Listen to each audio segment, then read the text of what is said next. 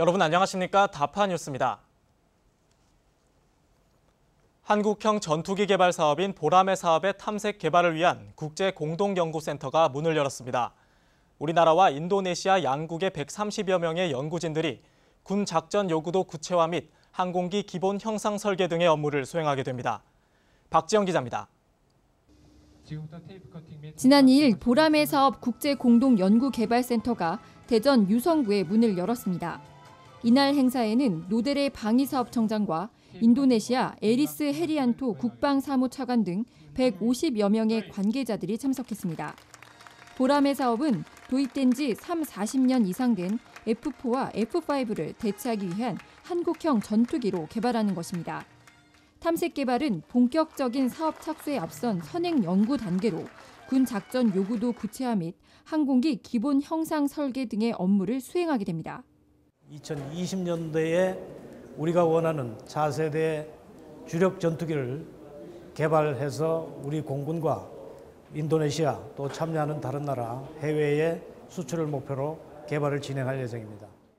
이 개발은 내년 말까지 방위사업청이 사업 관리를 맡고 국방과학연구소가 연구 개발을 주관하게 됩니다. 또 국내 시제업체인 한국항공우주산업과 LIG 넥스원을 비롯해 인도네시아 국방연구개발원과 국영항공사 연구진이 참여합니다. 이번 인도네시아와의 공동개발을 통해서 앞으로 항공우주산업이 차세대 수출 산업으로 도약할 수 있도록 저희가 노력할 겁니다. 그래서 이 사업은 방위산업 측면에서뿐만이 아니라 앞으로 군의 차세대 주력 전투기를 우리가 스스로 개발한다는데 그런 큰 의미가 있습니다. 한편 지난해 7월 방위사업청과 인도네시아 국방부는 인도네시아가 개발비의 20%를 투자하고 양산시 전투기 50여 대를 구매한다는 내용의 MOU를 체결한 바 있습니다. 다파 뉴스 박지영입니다. 방위사업청이 담당급 직원 200여 명을 대상으로 업무 혁신 워크숍을 개최했습니다. 직원들은 실무 경험에 대해 토의를 펼치며 혁신 방안을 모색했습니다. 박지영 기자입니다. 방위사업청은 지난달 제2차 업무 혁신 워크숍을 숙명여자대학교에서 개최했습니다. 이번 워크숍은 창조적 도전, 함께 만드는 미래를 모토로 청 담당급 직원 200여 명이 참여했습니다. 이날 직원들은 현장에서 느끼는 고충과 실무 경험에 대해 분임 토의를 하면서 혁신 방안을 논의했습니다. 이어 연세대학교 김영철 교수가 가치 있는 삶을 살아가는 지혜라는 주제로 강연을 펼쳤습니다. 또 노데레 청장은 현재 청에게 부여된 당명 과제와 미래의 비전을 제시했습니다. 어떤 우리 제도 부분에서 고칠 수 있는 건 빨리빨리 손을 보겠습니다. 다만 이제 우리 기업들이 가장 어려운 부분, 그런 부분을 조금 시간을 가지고 기업들하고 적극적으로 대화를 하면서 그래서 개선방을 마련해 나가도록 이렇게 하겠습니다. 한편 방위사업청은 이번 워크숍을 통해 상하 조직 구성원이 일체감과 혁신에 대한 공감대를 형성하는 계기가 될 것으로 기대했습니다.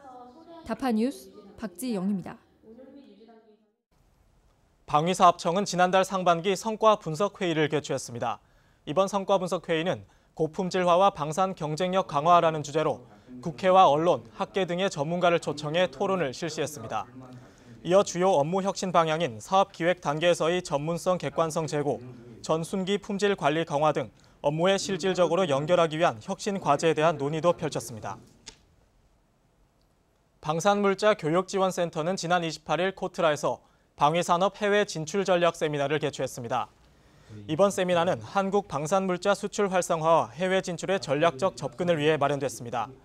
이날 미국 에버선트 인터내셔널사의 스티븐 가냐드 사장은 선진국 방위산업의 현재와 미래라는 주제로 기조 강연을 펼쳤습니다. 이어 산업연구원 안영수 박사가 세계 방산 시장 동향과 전망에 대해 발표하는 등 4가지 주제 발표와 함께 토론도 진행됐습니다. 계속해서 다파 단신 보시겠습니다.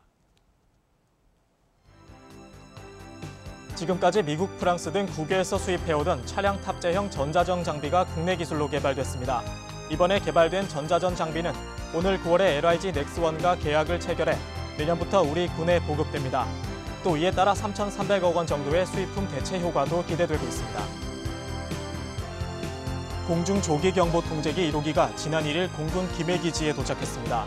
공중조기경보통지기가 우리 군에 전력화되면 천여 개 비행체에 대해 동시 탐지 및 360도 감시가 가능해 한반도 전역의 공중과 해상 표적을 감시할 수 있고 산악지대를 침투하는 저고도 비행기도 모두 잡아낼 수 있게 됩니다. 한편 1호기는 운용 시범 비행과 최종 수락 검사 등을 거쳐 9월 초 공군에 인도될 예정입니다.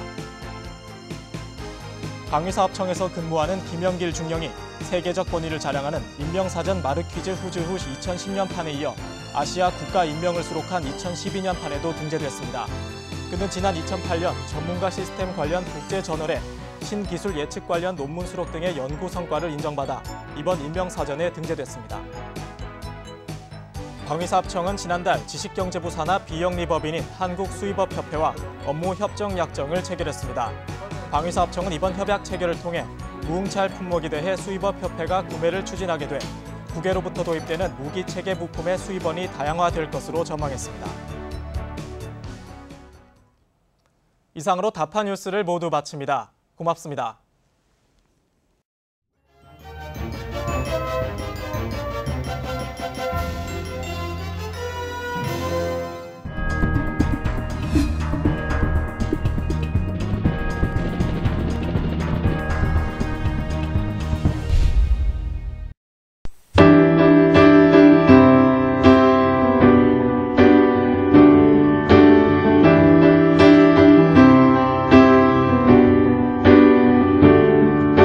Just because I'm losing doesn't mean I'm lost.